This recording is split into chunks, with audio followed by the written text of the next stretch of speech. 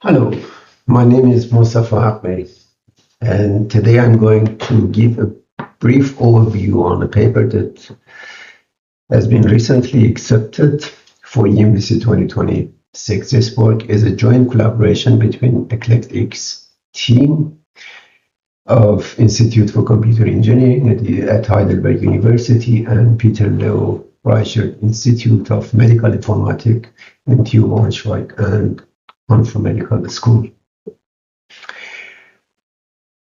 So let me start with why monitoring daily behavior at home matters. The way we behave at home follows the patterns. When we move, where we go, how long we stay, all this compared to our own baseline follow a pattern. And when someone's health starts to decline, these patterns often change before any obvious symptom appears. A very good example for this could be dementia. That long before, so perhaps long before 20, 30 years before cognitive decline, subtle changes in behavior could be detected. So watching daily behavior over time can give an early warning.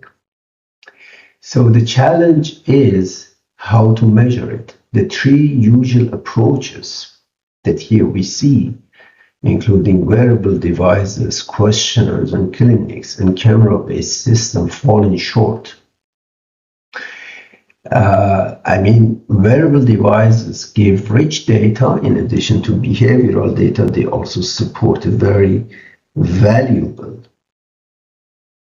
physiological data that vital sign could be derived and extracted from them. But the point or the challenge is that people, in this case, elderly, forget to charge them or stop wearing them altogether. In another word, wearable devices to some extent are obtrusive. Questionnaires and clinic visits are subjective, but only happens occasionally. So they are not giving any pattern. They are not delivering any continuous monitoring. And the third, camera-based approaches raise serious privacy concern. So this points to a different approach-based sensing and the approach that we want to address in this work. In our approach, here in this work, the sensors are built into living space itself, not worn on the body. It's completely passive and continuous. And it requires nothing from the person at all, meaning that it doesn't need a touch, it doesn't need a contact, and it doesn't need a interaction. So then what is the core challenge? This built-in sensor are robust and cheap and easy to deploy, very unobtrusive, but the data they produce, the sensor produce, is very sparse. Each sensor only ever says someone is here or not, with a timestamp, means the output of the sensors are binary. So now the question is, how do we turn this scattered simple signal into a meaningful, repeatable, and reproducible result that can reflect a pattern of our behavior? So our work answers this in three parts. So here I would like to make a point for the pipeline that I'm going to present. First, we design and install a sensing system across 5 areas, or zones here, I often say, in our smart apartment. And we use 12 sensors. Second, we built a processing pipeline that cleans, pre-process, and validate the raw signal and turns them into behavioral metrics, or what we may so-called say digital biomarker. And third, we evaluate the whole approach over 10 weeks altogether. So in the rest of the talk, I follow these 3 points in order. First, the setup. Second, the method. And then the result. So our study took place in a small smart apartment in Peter Low Reicher Institute for Medical Informatics in Tübingen and Hannover Medical School, with around 35 square meters with 5 functional zones. Here we have entrance corridor, kitchen, living room, bedroom, and bathroom, of which the later 4 are corresponding to cooking, entertainment, sleeping, and hygiene, addressing the basic activity of daily living. And the entrance corridor here, in particular in this apartment layout, it doesn't address activity, but we call it a noisy area or zone, because once you are moving from one zone to another, from one part of the apartment to another, to perform activity, a kind of activity of daily living, you need to pass through. So here is the floor plan that actually reflects the complete actual apartment layout.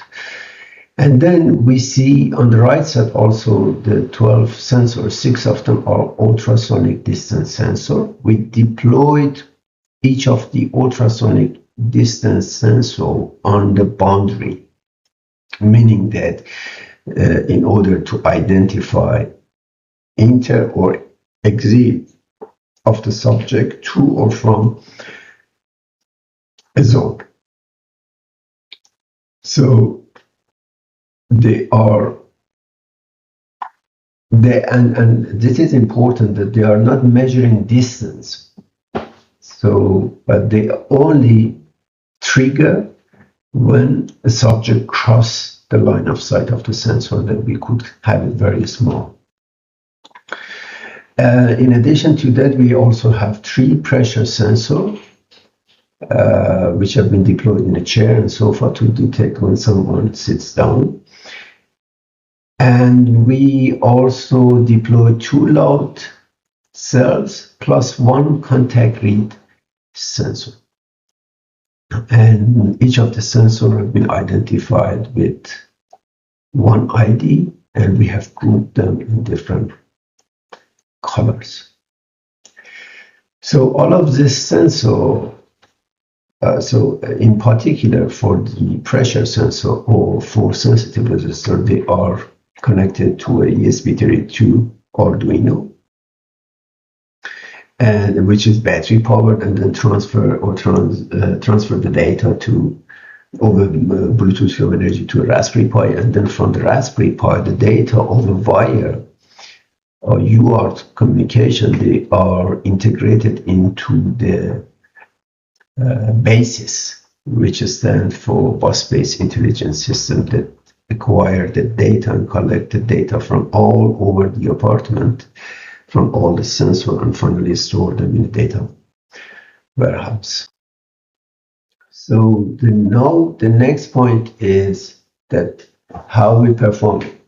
First, I need to acknowledge that this was a technical validation of the system, not a clinical trial. The big number, I would say, the big number, yes, for technical validation was okay. Tells a story. We recorded the data from 10 consecutive weeks of monitoring.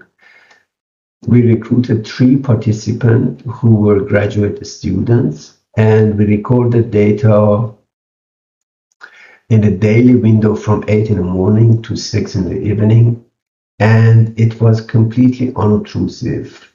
We didn't impose any task. We didn't ask students to perform any additional activity. They were doing their own daily routine. The participants simply used the apartment as part of their normal lab work and based on their own schedules. We only made sure that one person was present at a time, so the signals were never conflicting.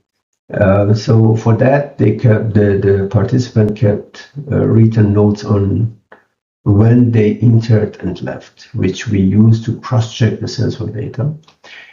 And more importantly, no privacy issue. We didn't use any camera, nor any microphone, and no personal or health data during this study.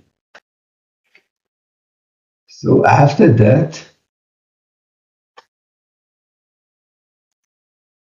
now it's time to address how we turn raw signal into clean data. We use a simple 5-step pipeline, here left to right. First, we acquire the raw sensor trigger, here only binary data, 0, 1. And then we filtered out the noise and we pre-process them. For example, if the same sensor fires twice within a second, that is a duplicate, and we saw it as a noise rather than actual data. We validated then in the next step the remaining signal against the map of which zones physically connect to which. So for that, we also had a rule-based algorithm. To give an example, so for example, we removed an impossible jump, or we saw it as a noise, like bedroom straight to kitchen without passing through the corridor. So we discarded such a data. Then we segmented day into valid monitoring periods, ignoring long gaps where nobody was around for greater than 15 minutes. And finally, we derived a behavioral metric from this clean data. And here I want to make another point. The point is that the whole process is very simple and fully reproducible. Anyone applying the method to the same data would get the same result. However, depends on the layout of the apartment. The deployment method could slightly differ. So now the next point is what we want to measure. What are our metrics? Altogether we use 5 parameters. First, valid monitoring time. Simply how much usable data we have each day. Second, zone transitions, meaning that how many times per day the person moves from one area to another. And why is that? Because this metric can reflect overall activity. Third, walking speed, estimated from how quickly they cross between different sensors. And for this one, we needed at least 3 sensor or 3 triggers in a row that coping with the layout of the apartment. Fourth, the short dual fraction, the share of visit that lasts less than a minute, which tells us how fragmented or hurried the movement is. And fifth, the routine stability index, or RSI. This is a single number between 0 and 1 that captures how similar a person's day are to one another. A value near 1 means very regular, repeated daily routines, and a value near 0 means every day looks different. The reason we use these several metrics rather than 1 or 2 is that each capture different aspects, or each of the metrics may look at the the behavior from different perspectives. So, for example, how much, or how fast, or how fragmented, or how regular. So that's why together they are robust, where any single number on its own could be maybe misleading.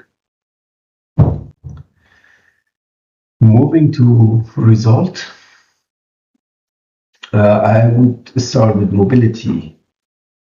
And here I would like to acknowledge that during the first 2 weeks, we discarded the data because we had a very, very rare data that extracting any meaningful and significant conclusion from them was very difficult. So walking speed stayed in a reasonable indoor range between 0.37 to 0.73 meter per second. That's slow but expected for short movement inside the small apartment. In addition, zone-to-zone transition range from roughly 40 to 100 per week across weeks 2 to 10 through 10. And moving to second part of the result, I would like to address fragmentation and routing. Short dual visits for those under a minute made up between 28 and 55% of all zone visits. So a large share of everyday movement is brief and transitional, passing through, not settling actually, and this is very well coping with the behavior of our students' daily activity.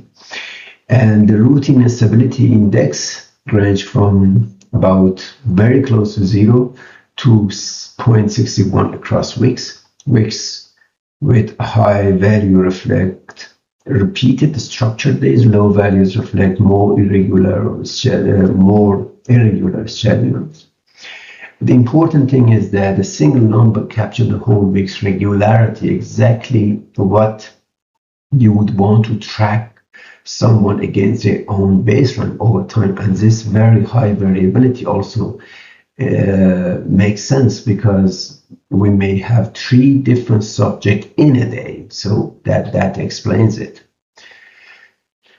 And moving to the next result, which is we wanted to address where and when activity happens across all zones. The total range from about 90 to 750 sensor triggers per week.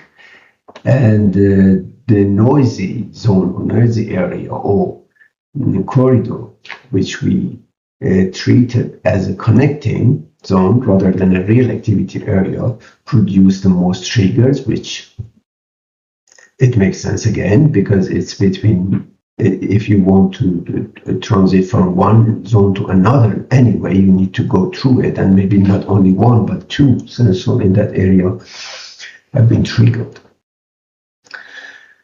And another very interesting result was regarding the time. Again, activity concentrated around midday between roughly noon and 3 p.m. with a very little activity in early morning or late afternoon, consistent with the students' lab schedule.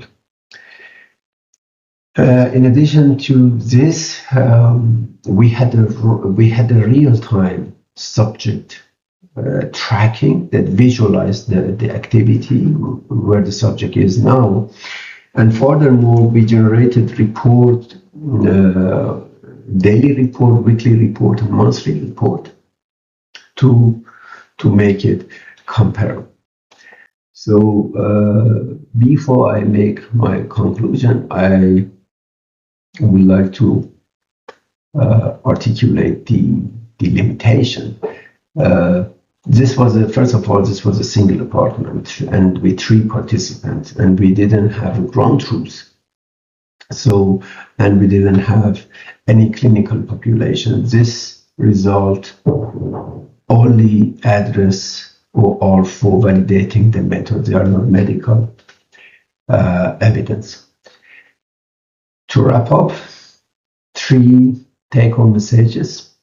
So simple, at least based on the result that we have so far, a simple sparse sensor are sufficient. So we don't, at least for basic behavioral pattern monitoring and measurement, we don't need camera or wearables. They are very helpful. They are complementary, but they are not necessary.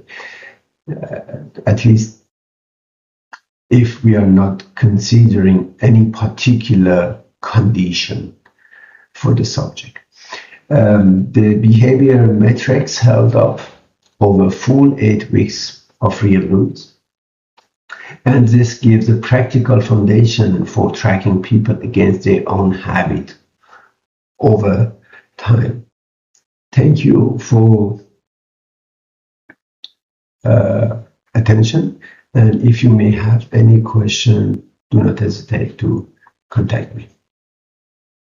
Subscribe the channel to get instant updates of our publications.